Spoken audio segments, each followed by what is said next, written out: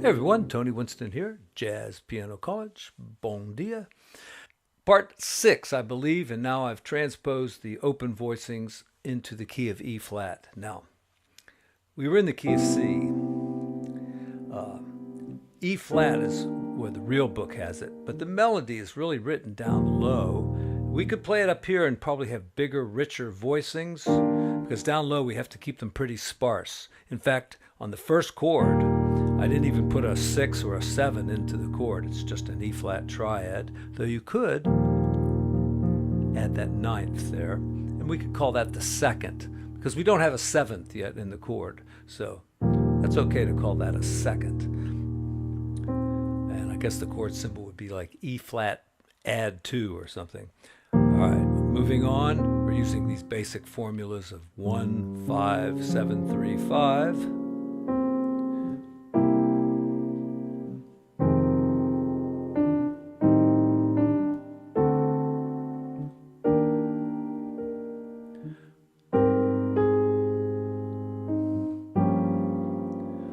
Here we just put in 2 C chords, whatever we want really. It could be something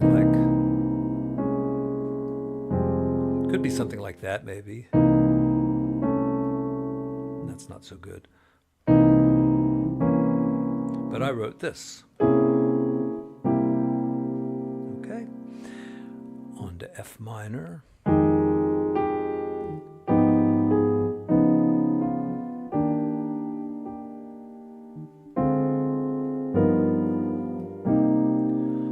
So you have to kind of know the melody of the song, because some of these chords, you know, you could hear them as melody notes, but right here on A flat minor, this is the melody. But these next 2 chords are just kind of filler. And then we're back with more melody on C minor.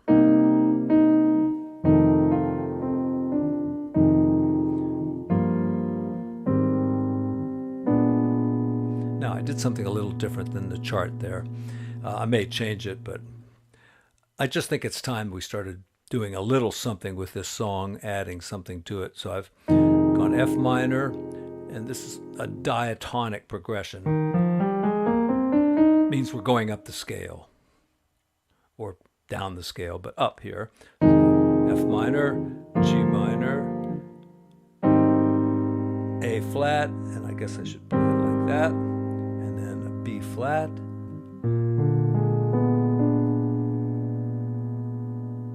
okay. All right, and I have put a new track down in the description. 8 bars intro, pedal on B flat.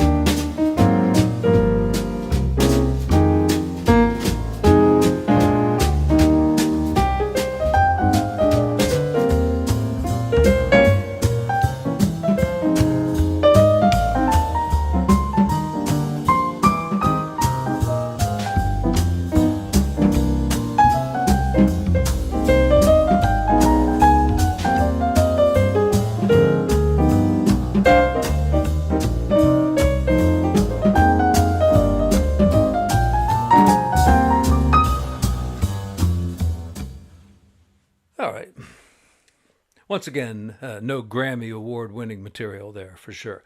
But, you know, it's nice to play a little solo along with that track.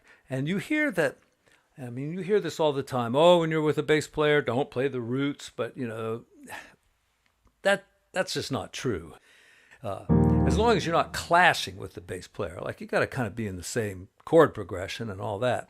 But, you know, the bass is moving around a little bit, but you want the piano to sound like a piano. You want it to sound full. Now, when you start improvising and you go to some rootless voicings and things like that, you generally avoid the roots. There's all kinds of ways to play C7th, right? This way, that way, that way, that way. Those are all possibilities for a C7th chord, and most of them did not have the C in there. F minor, nothing wrong with playing it that way, but you could put the 9 on instead of the root. That would be good, and we'll be getting into that. But before we get into that, let's take this chart and see what we can do with it. We can add the second here. There's not much we can do here. I mean, the A, you know, it's legal, but it just doesn't sound good. I don't know what else you could add to this chord right here. If it was up higher, maybe, but down here, no. And here, the C7th. We've got 2 5s. Why don't we just take this, do the left hand like that, put a flat 9 in like that. That would be better.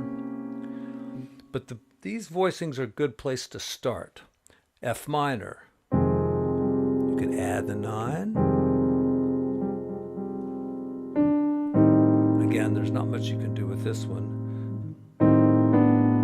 You can do a little harmony like that and get that major 9 in there, but let's do the same thing here.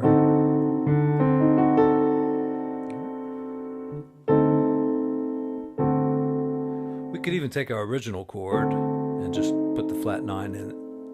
Well, we need a third someplace. So if we move this to there, let's move this to there. That's decent. We can add the 9. We could add the 13 too. That's getting a little thick. Let's just add the 9. A flat. Root 7th might be better than root 5th.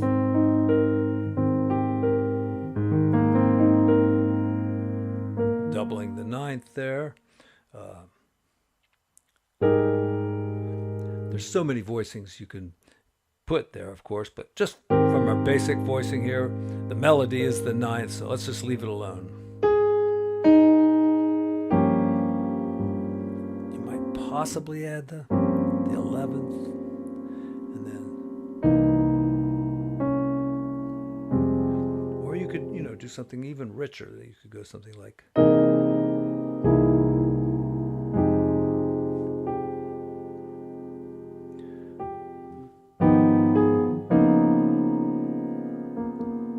just looking for things that are legal.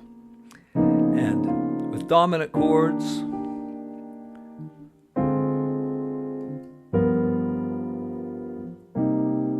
many things are legal. If you have a minor 7th chord, you can add the 9, you can add the 11, you can add the 13, but that's about it. With a dominant chord, here we have a sharp 9, we could have a flat 9, we could have them both, we could add a sharp 11 or a flat 5, we could add a flat 13. In fact, let's do that. Let's put the flat 13 in there and just add it to that G7 chord. And then the 9th is kind of a problem. It's not terrible, but you try a 4th voicing. None of that seems to work to my ears, so I like that. That's a pretty vanilla voicing there. Let's take our 5, move it up to there. What could we add to this now? You know, the 13 is kind of close, so we don't want that. Maybe the flat 5 would be nice. Yeah, because it kind of resolves to the melody there.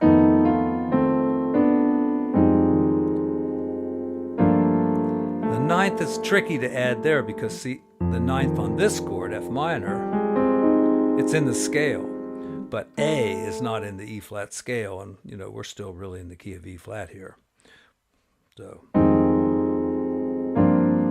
could put an 11th, but if you try to make these chords too thick, one, it makes it harder to play at a fast tempo, and it just kind of clouds things. The harmony is not as clear. So you want to save it for more special moments and not just stick it in all the time. At least that's my feeling.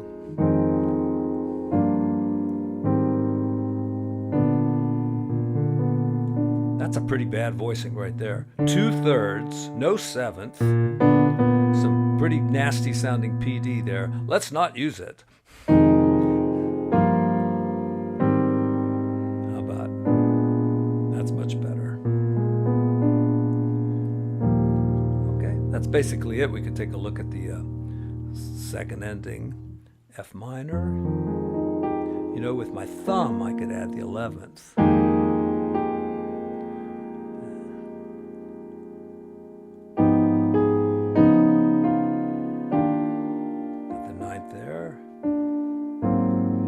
Already pretty thick there, but we just had the D in the melody, so probably not.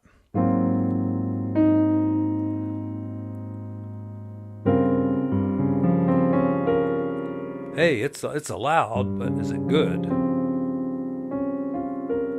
Maybe. The flat 5 down there kind of bothers me, so what could I do?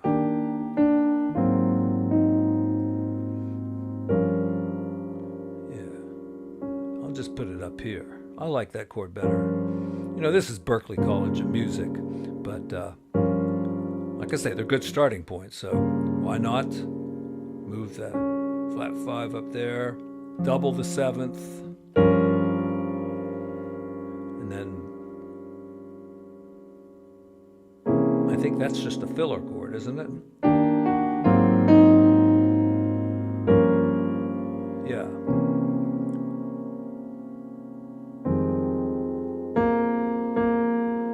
Yeah, I think it should be 2 B flats there. We'll change it on the chart.